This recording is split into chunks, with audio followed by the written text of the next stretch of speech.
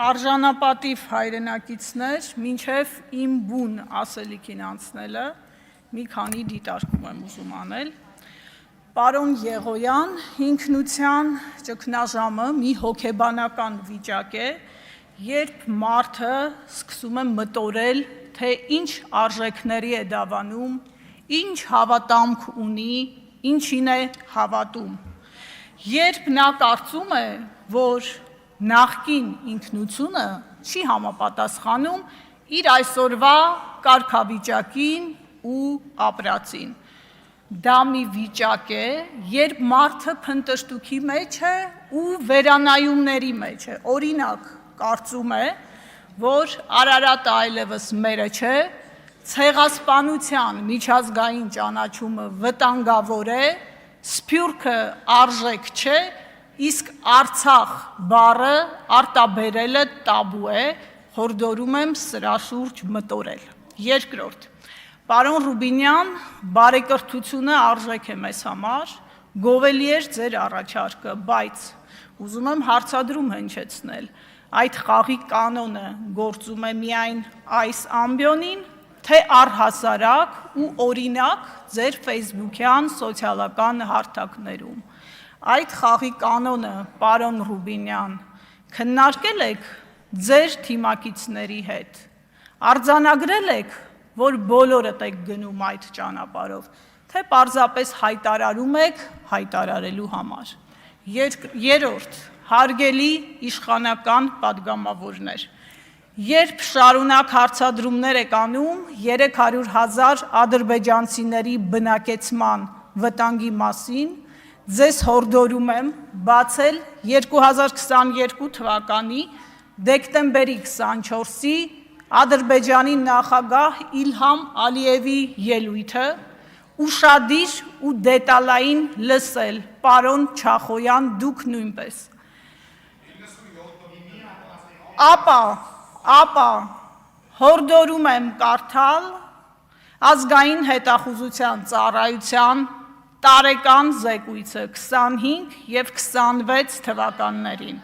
Եթե հարցեր մնան, տիկին Գրիգորյանին ուղղեք այդ հարցերը։ Հիմա բուն ասելիքս։ Այսօր այս խորհրդարանում չենք ընտրում պարզապես ազգային ժողովի նախագահ։ Այսօր որոշվում է, թե Հայաստանը ինչպիսի խորհրդարան է ուզում ունենալ։ Խորհրդարան, որը ծառայելու է միայն իշխանական մեծամասնությանը, թե ծառայելու է ժողովրդին։ Պարոն Ռուբինյան, ամբողջ խորհրդարանի ինստիտուտն է ազգային ժողովի նախագահի պաշտոնը։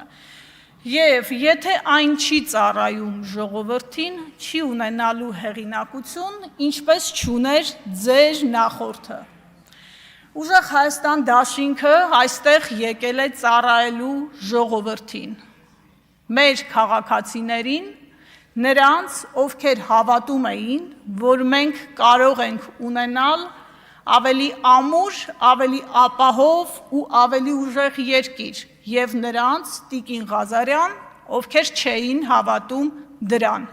Մենք ծառայում ենք Հայաստանի բոլոր քաղաքացիներին և Հայաստանի սահմանադրությանը։ Որպես ուժեղ Հայաստանի ներկայացուցիչ, ես այստեղ կանգնած եմ նաև որպես մարդ, որը տարիներ շարունակ իշխանության համար անհարմար հարցեր է բարձրաձայնել։ Որպես լրագրող, նախկին լրագրող, ես այս ամբիոնը օգտագործելու եմ պաշտպանելու համար մարդու իրավունքները և ժողովրդավարական ազատությունները, որի առանցքային մաս է կազմում խոսքի ազատությունը։ Ձեզ ներկայացնելիս տիկին Մանավազյանը, պարոն Ռուբինյան, բնութագրեց որպես ամենաբաց ու թափանցիկ գործիչը։ Շատ գեղեցիկ ներկայացրեց։ Եթե դուք ամենաբացն ու թափանցիկն եք, ինչու եք այսօր սահմանափակում ազգային ժողովի տարածքում լրագրողների ազատ տեղաշարժը, ինչու եք որոշում, թե նրանք որտեղ պիտի կանգնեն, ինչ պիտի տեսնեն ու ինչ պիտի նկարեն։ Ձեզ ուզում եմ մի դրվագ հիշեցնել ոչ հեռավոր անցյալից։ Պարոն Ռուբինյան, դուք հանդիսանում եք մի նախկին խմբագրի թիմի ներկայացուցիչ, որի թերթի լրագրողները ազգային ժողովի տարածքում շարժվում էին, ուզում էին, նկարում էին, աշխատում էին անխոչնդոտ։ Նրանք աշխատանքային տարածք համարում էին նույնիսկ խորհրդարանի ճաշարանը։ Ու երբ նրանց հարցնում էին, թե ինչու եք նկարում ազգային ժողովի ճաշարանում, մեջ բերում եմ, ասում էին պատմության համար։ Հիմա պատմությունից ինչ ունեք թաքցնելու, որ խստացրել եք ձեր նախորդի ժամանակ կատարելագործված կարգավորումները։ Գիտեմ, ասելու եք 21 թվականից են գործում այդ կարգավորումները, ես ձեզ ուղղեմ 19 թվականից 21-ին խստացվել են, դուք ավելի եք կատարելագործել, մինչդեռ կարող էիք մի տեխնիկական քայլով առհասարակ լուծել այդ հարցը։ Ձեր ուժը հաճախ է խոսում եվրոպական արժեքներից։ Ուզում եմ հարցնել, արդյոք այդ սահմանափակումները տեղավորվում են Եվրոպական կոնվենցիայի համաչափության սկզբունքի շրջանակում։ Իդեպ, 2 թե 3 օր առաջ դրանց անդրադարձան նաև Հայաստանում գործող լրագրողական կազմակերպությունները։ Հորդորում եմ նրանց հայտարարությանը ծանոթանալ, եթե ծանոթ չեք։ Ես գիտեմ, թե ինչու եք սահմանել այդ սահմանափակումները։ Երբ լրագրողի խոսքը սահմանափակվում է, դրան հաջորդում է տեղեկատվության սահմանափակումը, ապա ճշմարտության թաքցնելը հասարակությունից։ Մենք այս 8 տարիների ընթացքում հենց այդ վիճակում ենք գտնվում։ Դա իր պատճառները ունի։ Դա լեգիտիմության ճգնաժամի դրսևորումներից մեկն է։ Ընտրությունների արդյունքների վերաբերյալ այսօր մեր հասարակության մեջ լրջագույն կասկածներ ու հարցեր կան։ Այդ օդում կախված հարցերը չեն փարատվելու ազգային ժողովի նախագահի որոշումով, լրագրողների տեղաշարժը սահմանափակելով, ընդդիմախոսների վրա քրեական գործեր կարելով և ապօրինի կալանավորումներով։ Այդ օդում կախված հարցը հետապնդելու է ձեզ ամենուր։ Այն արդեն դարձել է ձեր ուժի հերթական խարանը։ Այսօր Հայաստանում մարդու իրավունքների ճգնաժամ է։ Քաղաքական շարժառիթներով հետապնդվողների թիվը ավելանում է օրեցօր։ Նրանց թվում կա կին, որը զրկված է իր անչափահաս երեխայի և ծեր ծնողի հետ շփվելու հնարավորությունից։ Սա ուղղակի խայտառակություն է։ Այս ամենը նույնպես լեգիտիմության ճգնաժամի դրսևորումներից է։ Դուք գիտեք, թե ինչ եք արել